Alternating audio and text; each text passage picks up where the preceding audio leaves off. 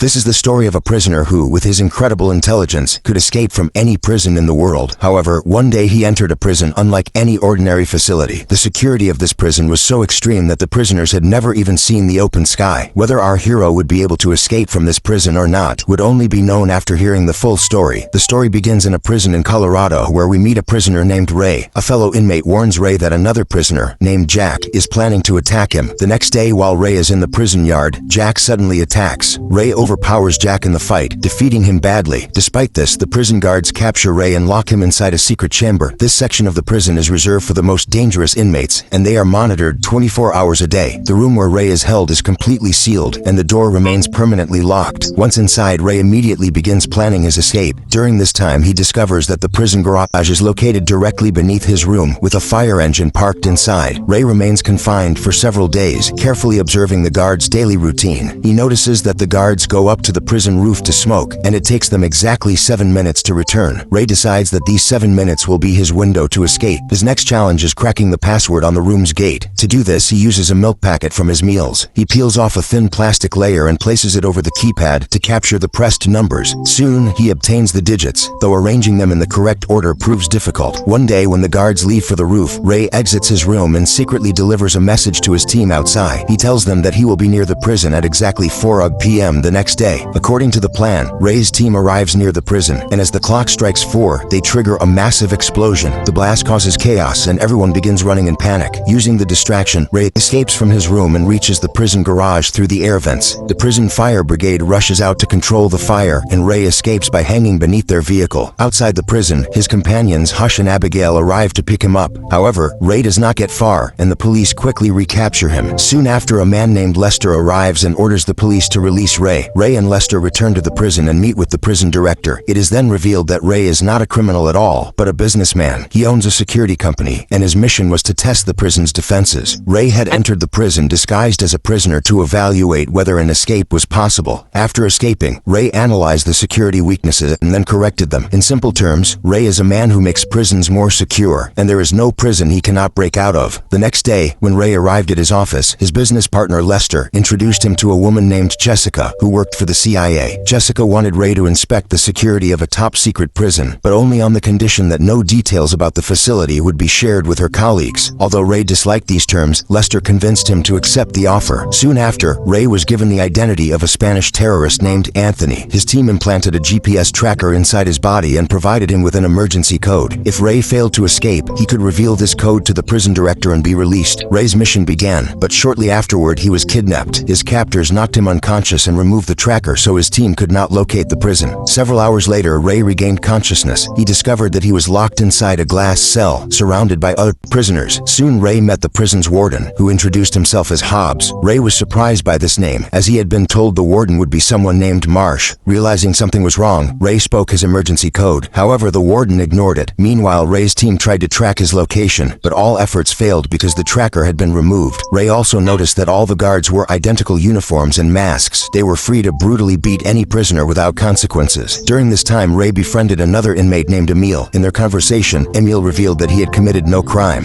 He explained that he was imprisoned because authorities believed he was someone else. Emil was thought to be the right-hand man of Mannheim, a highly dangerous criminal. At the time, police forces around the world were searching for Mannheim. Since Emil was suspected to be his closest associate, he was captured instead. From this, Ray realized that this place was not a real prison. It was a secret torture facility where wealthy and powerful people sent their enemies to suffer. Wanting to learn more, Ray formed a plan. He staged a fight with Emil to draw the guards' attention. Seeing the conflict, the guards dragged them away and locked them inside a small punishment chamber. The chamber was fitted with extremely bright lights that generated unbearable heat. No human could tolerate the temperature for long. Cameras inside the room allowed the prison warden to watch their suffering. They remained trapped there for several hours. When their punishment ended, a doctor came to examine them. Seeing Ray's condition, the doctor felt sympathy for him. However, when Ray asked about the prison's location, the doctor refused to reveal anything. When Ray came out of the chamber, he told Emil that the floor was made of steel, not aluminum. He also noticed nuts and bolts fixed at all 4 corners. Ray asked Emil to bring him a piece of metal so he could try to loosen them. A short time later, the prison warden summoned Emil and questioned him about his boss, Mannheim. As always, Emil refused to speak. Enraged, the warden brutally beat and tortured him. During the torture, Emil secretly managed to steal a piece of metal. When Emil returned, he asked Ray about his plan. Ray explained that the prison appeared to be built underground. His idea was to unscrew the bolts in the floor and search for a path to the surface. If they found an exit, they would escape together. Emil trusted Ray and handed over the piece of metal. To be sent back to the punishment chamber, they deliberately started fighting again. Their plan succeeded and they were locked inside once more. Inside the chamber, Ray hid from the cameras and began loosening the nuts and bolts in the floor. When he finished, he signaled Emil. Emil began shouting loudly, drawing the guards' attention. Using this distraction, Ray blocked the camera, opened the floor panel, and jumped down. He started climbing upward using nearby pipes. During the climb, one of the pipes broke and water began flooding the area. Despite the danger, Ray managed to reach the surface. What he saw left him stunned.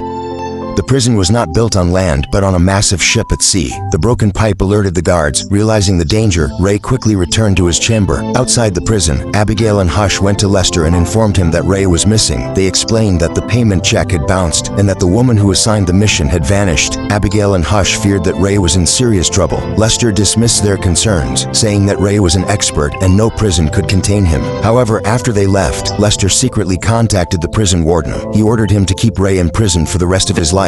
It was revealed that Lester had deliberately trapped Ray to gain full control of the company. Even so, Abigail and Hush refused to give up and continued searching for Ray. During their search, Hush discovered rumors about an illegal prison called Tomb. It was said that powerful people sent their enemies there to be tortured. No one knew the exact location of this prison. Meanwhile, inside the facility, Ray and Emil needed to determine where their ship was located. Only then could they contact their team for help. The next day, Ray met the prison doctor and questioned him about the prison's location. The doctor refused to help. As he left, Ray secretly stole a piece of cardboard. He planned to use it to build a sextant. It was a tool designed to help sailors determine their position at sea. To use the device, they first needed to reach the surface of the ship. For this, they sought help from a Muslim prisoner named Javed. A short time later, Javed met the prison warden and made a fake offer to work as his informant. He requested permission to pray under the open sky. Unaware of Javed's true intentions, the warden agreed. That night, Javed reached the deck of the ship. Using the device, he calculated their exact location. After completing the calculations, they discovered that the ship was in the Atlantic Ocean near Morocco. At this point, Emil revealed that an old friend of his lived in Morocco. He believed that if they could send him a message, he would come to rescue them. Ray supported the idea and went to meet the doctor once again. This time, the doctor agreed to help. He secretly emailed Emil's friend, sharing the prison's location and the planned time of escape. The day arrived when they were ready to break free. Meanwhile, Javed approached Varden and warned him that a major fight would erupt in the prison canteen that day. Hearing this, Varden ordered all the guards to rush to the canteen. Only 2 guards were left on the stairs leading to the upper deck of the ship. Seeing the opportunity, Ray started a fight in the canteen. Within moments, chaos spread, and prisoners began fighting each other. Using the confusion, Ray, Emil, and Javed slipped out of the canteen. They reached the staircase, killed the guards, and seized their weapons. They rushed up the stairs toward the surface. Unfortunately, the warden spotted them and ordered a full lockdown of the ship.